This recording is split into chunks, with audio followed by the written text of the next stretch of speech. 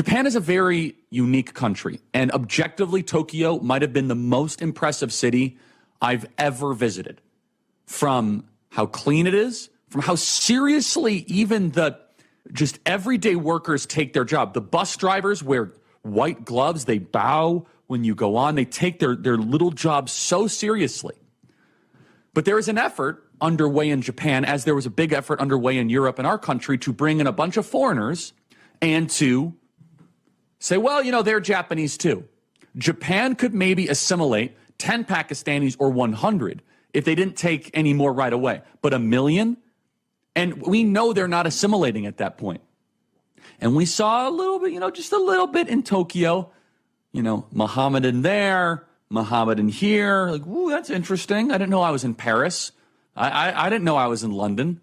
But the point is this: if you do not have a picture of national identity, then you're going to be in a lot of trouble. Now, America's picture of national identity is different than Japan's.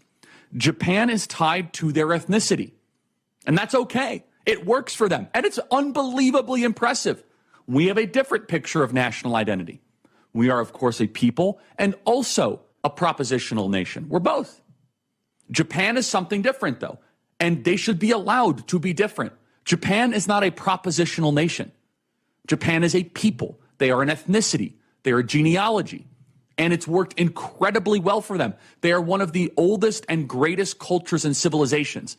But isn't it just so striking, as you're looking at a picture of Tokyo right there, isn't it so striking that the globalist forces, they want to try to destroy any culture, any city that is working and functioning. So there's a major movement in Japan. It's called the Sanseito Party that is ascendant, and they are calling out the private, quiet infiltration of foreigners into Japanese society.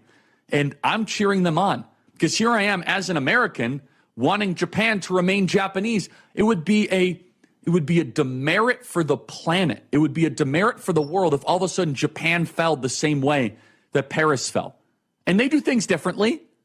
They're not a Christian nation. They're a Shinto nation. They are one that has traditions in Japanese culture and the samurai and duty and honor. And I think that's awesome. In fact, dare I say, I actually want the diversity amongst nations. Our national identity changed after the second great immigration wave of the 1910s and 1920s.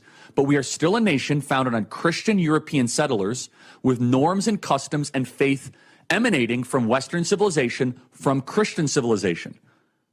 And you shouldn't want to change America, and you shouldn't want to change Japan, because we already know what has happened when you change Paris.